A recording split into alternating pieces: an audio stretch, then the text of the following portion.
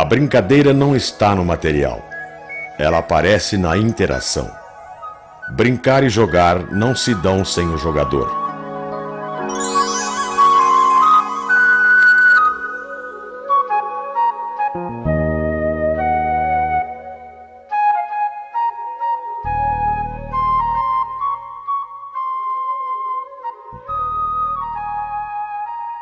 O aprendizado não se dá sem alguém que aprenda.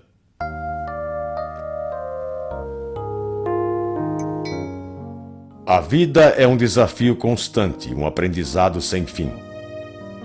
Existe um conjunto de forças e energias atuantes, algumas reconhecidas, outras desconsideradas, outras ainda ignoradas, que implicam nas regras do jogo da vida.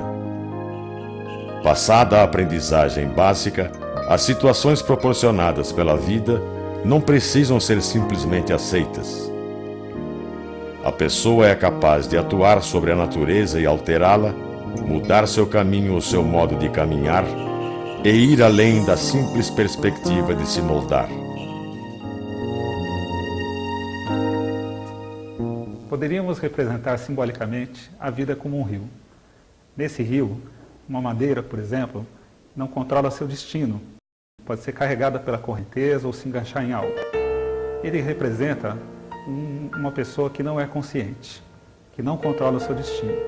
Ao contrário, alguém que se debate, que enfrenta a correnteza, é alguém que procura controlar o seu destino, que procura a consciência.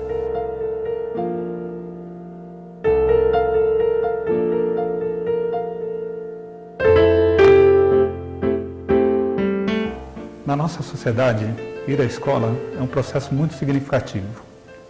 E se nós olharmos esse processo de maneira mais ampla, veremos que além do aprendizado de conteúdo, há uma série de outros aprendizados presentes que são pessoais e sociais. Aprende-se muito na escola. Muitas coisas que talvez não aprendêssemos fora da escola. Esse processo é muito importante. Nós também, professores, aprendemos. E esse conjunto a gente poderia chamar de jogo do conhecimento. Entretanto, nem sempre a escola é vista como algo alegre.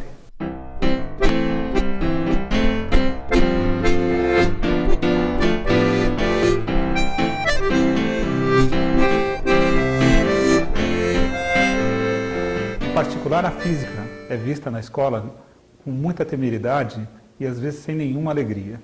Foi a ideia de tirar a física de um pedestal inacessível e aproximá-la dos alunos que se transformou no desafio inicial desse trabalho. Como disse o físico brasileiro Mário Schoenberg, a educação deve se comprometer a desenvolver as capacidades do sujeito e não meramente informá-lo. O trabalho lúdico desenvolvido pelo professor Norberto com experimentos de baixo custo representou o acesso ao conhecimento científico e à cultura de uma forma diferenciada para este grupo de alunos que, a partir de então, passou a difundir e a refletir criticamente outras formas de trabalhar com o ensino de física. Por trás de nossas conversas e preocupações, procurávamos uma outra forma de atuar no ensino de física, que aproximasse os alunos da alegria que sentíamos nesse aprendizado. A inspiração desse trabalho surgiu numa disciplina da licenciatura chamada Instrumentação para o Ensino de Física, com o trabalho do professor Norberto e do professor Violim. Nela surgiram grandes desafios ao nosso conhecimento de física. Um deles era a questão de um canudinho grudar na parede após eletrizado. E aí, moçada, já fizeram mágica? Vamos ver se vocês sabem grudar canudinho em parede.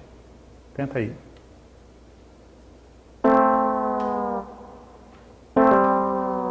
Vou mostrar.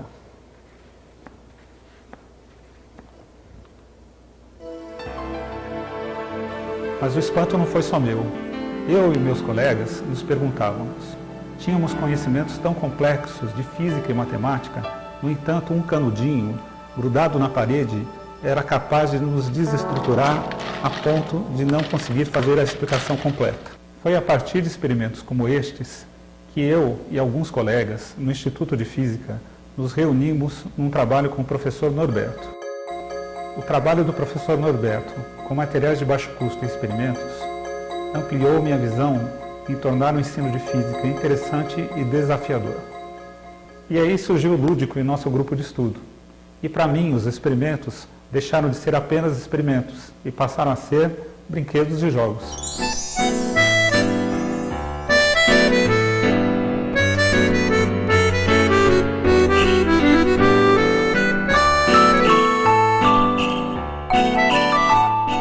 Segundo o filósofo alemão Huizinga, o lúdico comporta algumas características.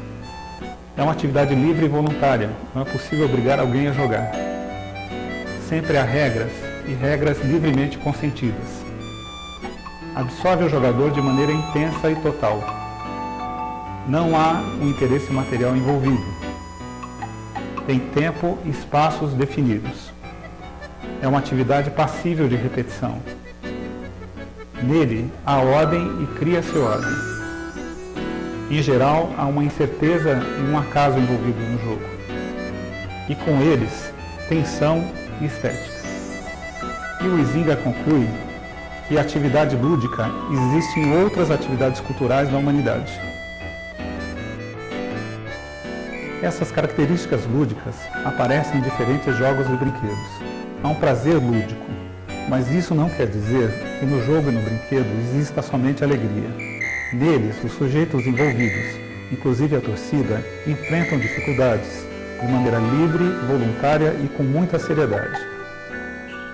É interessante notar que características lúdicas estão presentes em várias situações de nossa vida, mesmo que elas não pareçam brincadeiras ou jogos. É o caso dos rituais típicos de cada profissão. Por exemplo, o uso da beca em situações solenes na universidade ou a vestimenta do ator correspondem ao uso do uniforme pelo jogador. Na ciência também encontramos características lúdicas, na manipulação, na exploração e na experimentação, e até mesmo com regras definidas de comum acordo pelo jogador.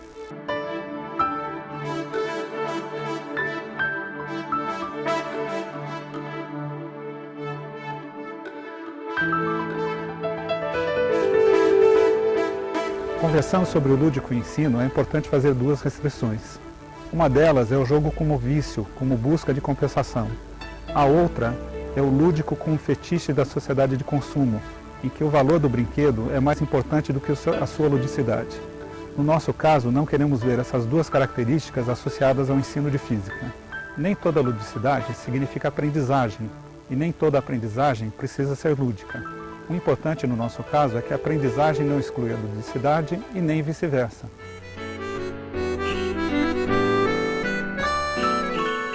Quando a tensão em jogo é baixa, o jogo não causa maior interesse.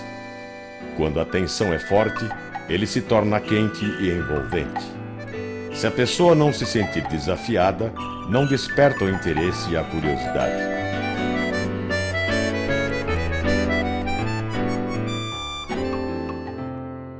O brinquedo e o jogo estão onde estão as pessoas. Isto não poderia ser diferente na escola. A diferença está em que o jogo e o brinquedo nem sempre são considerados para a aprendizagem.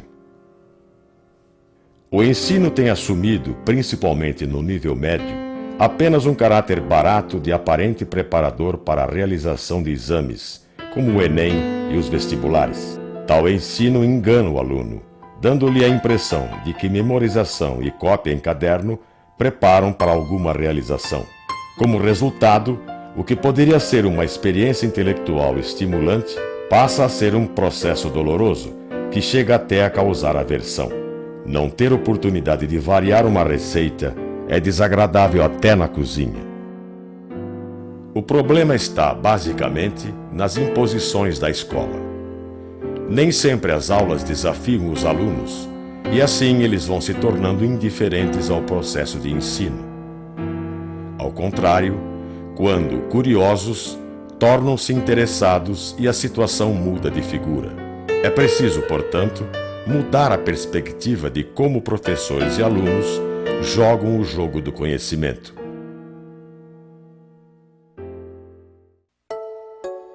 Precisamos aprender com o lúdico. O brinquedo e o jogo não são automaticamente alegres, nem mesmo no seu resultado. A alegria do jogo e do aprendizado não está no prazer imediato e instantâneo. Ela está na possibilidade de errar e aproveitar o erro para aprender, poder repetir, tentar novamente e aprender. A alegria está no aprendizado de algo e não no sucesso imediato.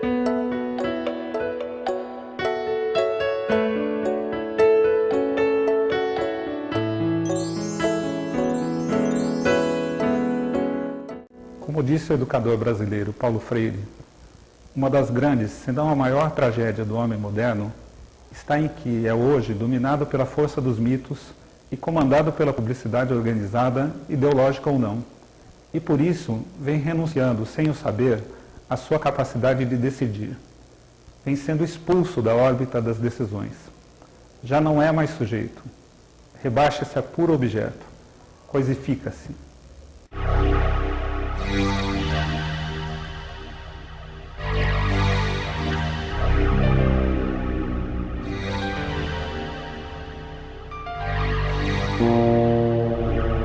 As aulas convencionais são, em geral, expositivas, não requerendo uma participação ativa e criativa dos alunos.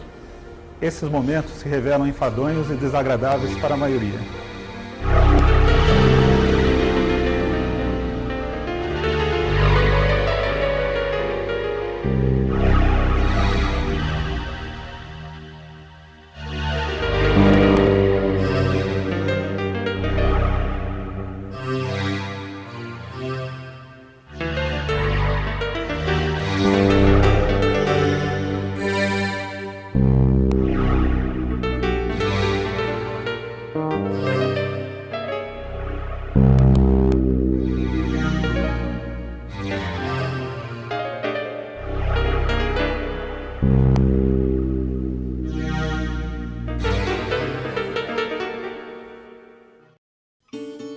Não basta abrir as portas das gaiolas. Como disse Freinet, o interesse como a liberdade não é uma flor que desabrocha espontaneamente quando certas condições do meio são realizadas. Como a liberdade, ele é antes o resultado de uma multiplicidade de elementos que o suscitam, animam e sustentam. Não se cria um interesse. Como disse Piaget, o interesse nada mais é do que um aspecto visível e dinâmico da assimilação. Assim sendo, o importante é mostrar, por meio da aprendizagem, que o processo do saber é mais importante do que o produto.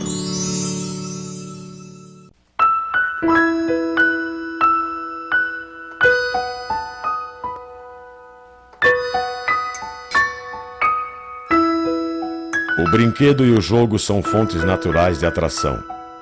Existe um desafio para cada idade, para cada nível de conhecimento, sendo que quase todas as pessoas gostam de brincar e conservam tal desejo durante a vida toda. Muitos brinquedos são engraçados por suas características físicas, mas nem sempre as pessoas conhecem seus detalhes conceituais. É o caso, por exemplo, da bicicleta. Normalmente, quem anda de bicicleta desconhece que sua estabilidade vem da conservação do momento angular das rodas. Algo semelhante ocorre no caso do lançamento parabólico, que podemos observar no basquete e no futebol. Neste e em outros casos, o engraçado do brinquedo ocorre pelas características físicas do material. É o que eu chamo de regras implícitas ao brinquedo.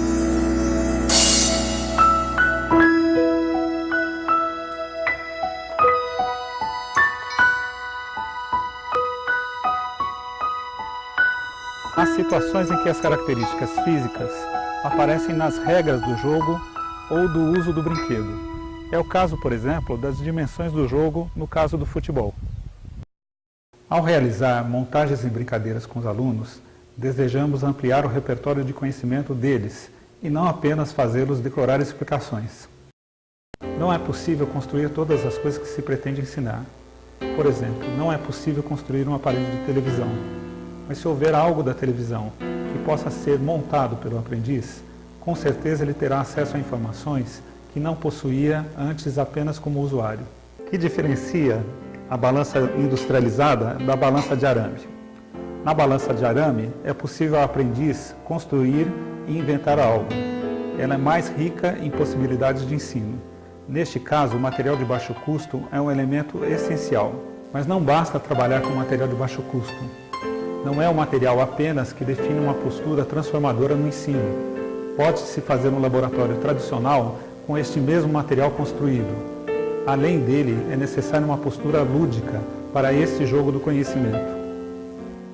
Nem sempre a utilização da sucata é viável para a qualidade do trabalho no ensino de física. Por isso, falamos em material barato e de fácil acesso. Outro detalhe importante: o uso desse material não deve ser entendido como uma oposição ao uso de materiais mais caros. Deve-se favorecer o acesso do aluno a todo tipo de material. Então, moçada, a gente chegou no final da primeira fase da oficina reproduzindo a balança que eu mostrei no início para vocês.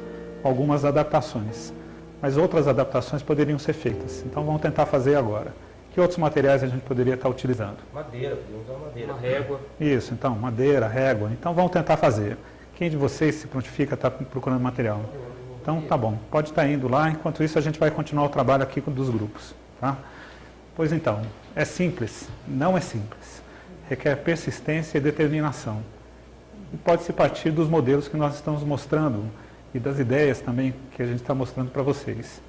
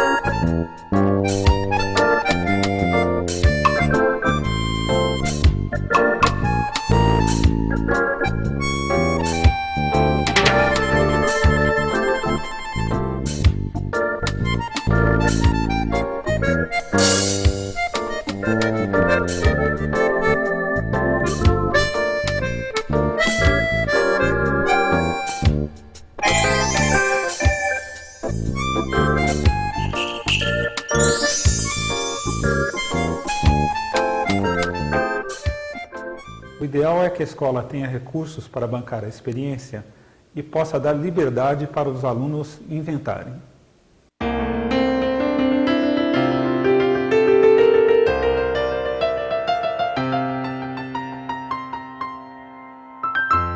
É isso aí, moçada. Vocês conseguiram montar dois tipos de balança diferentes, não é? Variando do modelo que a gente tinha feito inicialmente, que é importante estar fazendo a invenção. Vou mostrar uma outra balança para vocês aqui, que eles vão me ajudar aqui. Pois então, com essas invenções, com essas variações, queria perguntar para vocês, o que vocês acham que é um grande físico? Então, segundo Mário Schoenberg, que é um dos maiores físicos brasileiros, não é aquele que sabe mais física que o outro, mas é aquele que tem mais imaginação. Então, as variações que vocês fizeram é a parte importantíssima da física que vocês aprenderam com a balança hoje. Então, isso aqui, moçada, é o jogo de sinais, que serve para a gente ensinar os princípios vetoriais, né? Então, você tem os dados, um de sinal e outro de número. Então, pode jogar, ó, deu 3 aqui, no sentido positivo. Então, anda aqui o azul, aqui, ó, o 3 positivo. Daí, numa outra jogada, por exemplo, ó, 1 negativo. Então, esse aqui vem para o 1 negativo. E assim vai seguindo e ganha, ó, 1 negativo. Então, esse aqui está no 3, vai recuar 1, tá? E ganha quem chegar ou no fim positivo ou no fim negativo. Esse é um tipo de jogo, por exemplo. De balança, a gente tem outras variações.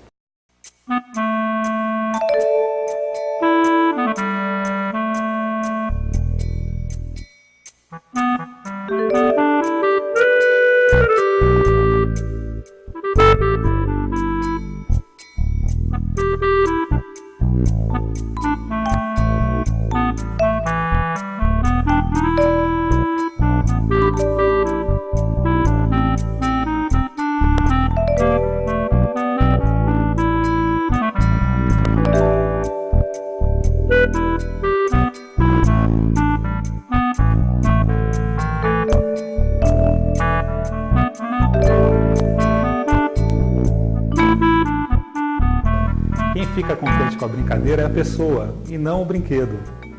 A ludicidade no ensino de física é uma forma de acesso ao conhecimento que admite, desde o puro e simples manuseio até graus mais elevados de raciocínio e imaginação, como os presentes em uma construção que esteja sendo inventada.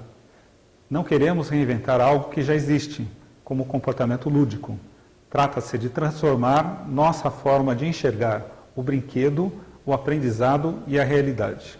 Trata-se de resolver problemas assumindo um caráter de investigação científica. Neste caso, deve-se formular hipóteses, considerar variáveis e estimar dados. Atenção, organização, paciência e estratégia. Afinal, o jogo do conhecimento. O enfrentamento de barreiras escolares e conceituais pelo professor faz parte do jogo do ensino.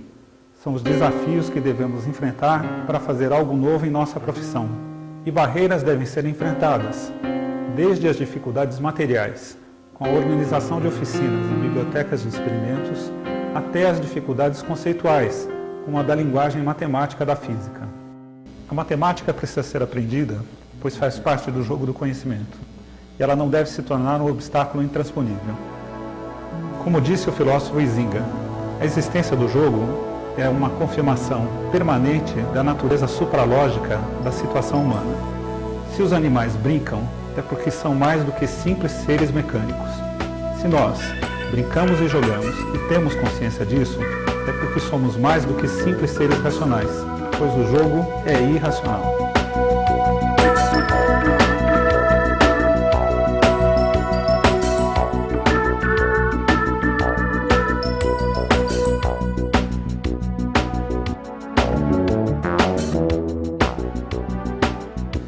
Como diz o dito popular, vivendo e aprendendo.